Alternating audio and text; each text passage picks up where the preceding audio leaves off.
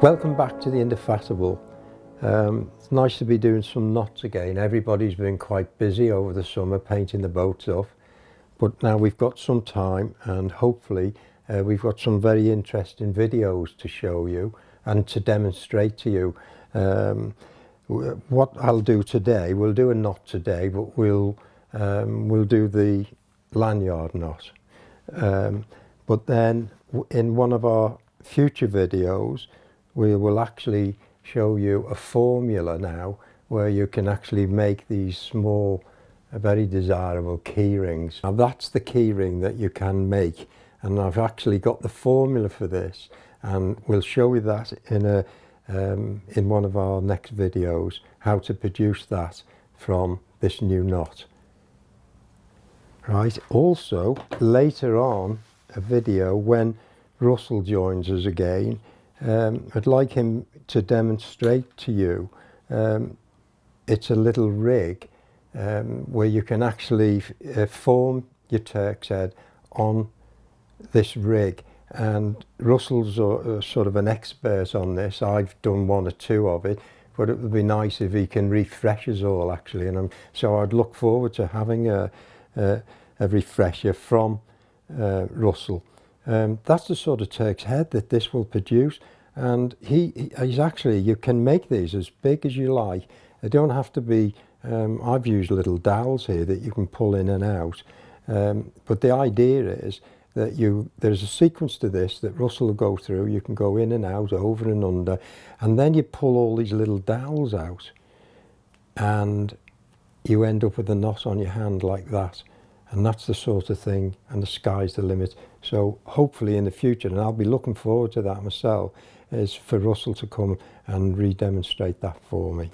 Okay, the knot we're going to do today, demonstrate for you, is the lanyard knot.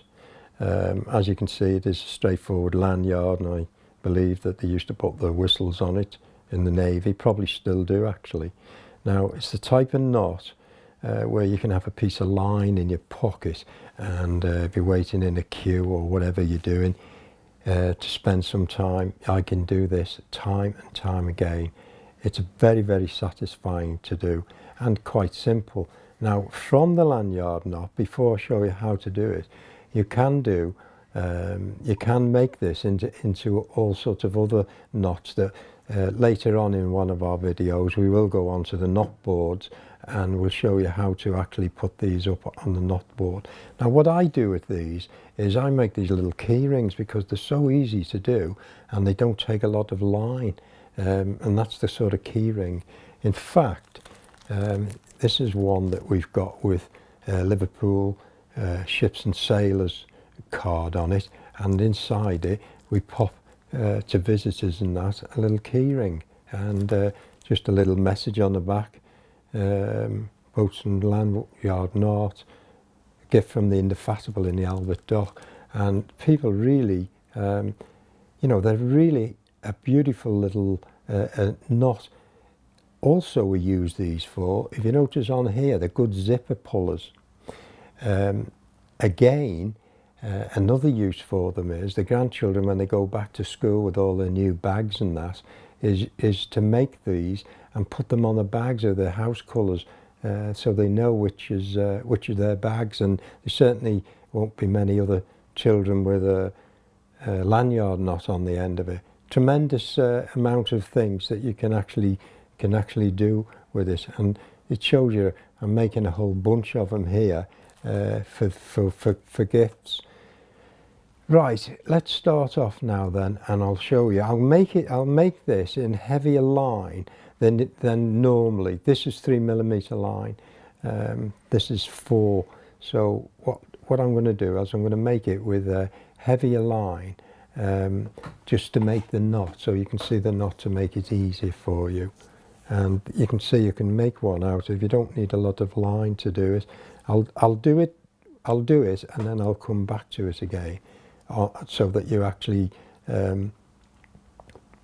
basically what it is, you actually are going to put a loop over that piece there, like that. you have to have your hand in, because this is the bit, and you can have that as long as you like, that would go over your neck if you like, if, in other words, like this piece here, if you were doing an actual lanyard knot.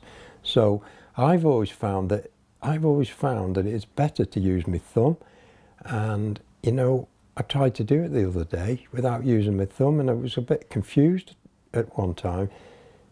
It is actually putting a loop, and putting the loop over there like that. But I've found that if you can just loop it around your thumb, and slide it off, and your thumb can hold it then, like that. This one then comes around here, into the centre, and out there like that. That's the basic of it. This is the bit for around your neck, if you like. You'd have it longer than that. Now, you then take this one, and it has to go the other side of that. So it's not very difficult. It just goes around there and there. Don't pull it tight. And this one goes around the neck piece again and through the middle. And then you actually just let it form then, just form it up. I'll do this a few times for you because, like I say, I've been doing it for many years and I still can stall on it a little bit from time to time. And then you end up with this knot, a fantastic knot.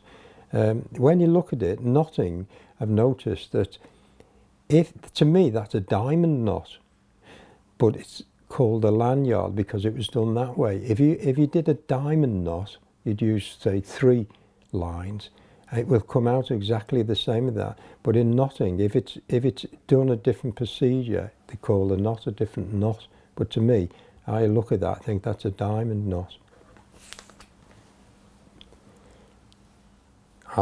Again, this loop is only, my thumb may confuse you a bit, but if my thumb's not there, it's basically that.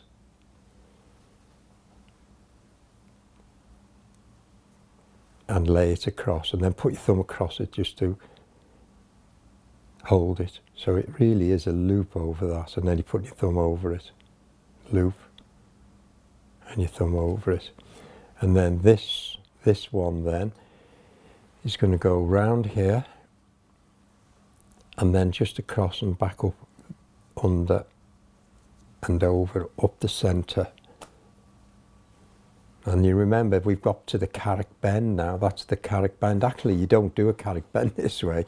You would be joining 2 ends together. But that, at the end of the day, that's a carrick bend.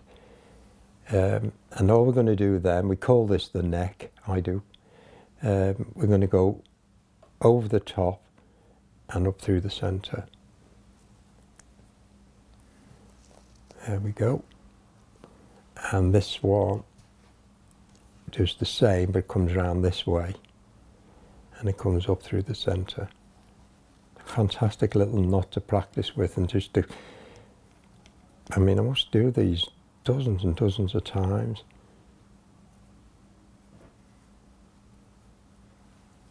And there she goes, the lanyard knot. Now when you make it in smaller line, you end up then, what I've been doing is, you can use this. I don't know if you've ever used this, but I was introduced to it not too long ago. Electricians use it, and it's called shrink. What you do, you can just push the shrink on like that, and if you take a lighter, don't like using lighters or anything in really, and just heat it, it actually shrinks it onto the, and then you can fan out the end of it then. Just brush this off. If you don't want to do that, which I would think it would be better, is if we can just use here, make the knot and just sew it. Just take your needle, go through it, go over it, because we could whip it, but it's too small to whip, I think. And I can't make my mind up really whether you know, whether you could leave it open at the top, or you may want it closed at the top. Well, again, if you do, just go through. I would just wind round with the cotton and then just stitch that off, and then it's locked at the top. And like I say, if you want to do it for kids, for the school bags and things and that, well, you can make this tail longer, if you more bushier if you like. Okay, well, I think that's it for today. Thank you for watching, and I hope you can find something out here that's going to help you.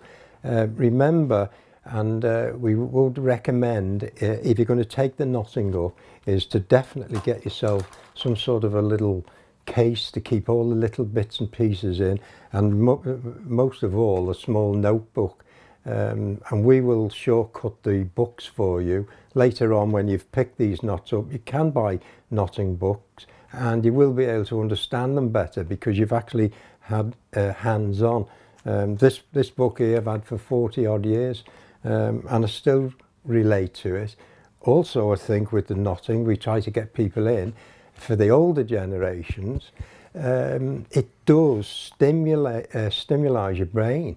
There's no doubt about it. Once you take the challenge of it, when I form a knot, I get the same achievement from it every time I do it, even though I've been doing it for 30 years. It's to actually form it, you get an achievement. And a lot of older people say with your knees and your hips and you can't go out. Brilliant hobby at home. And like I say, you get those things that you miss when you used to be at work, and that's achievement, and that keeps the old brain going. So thanks very much. See you later.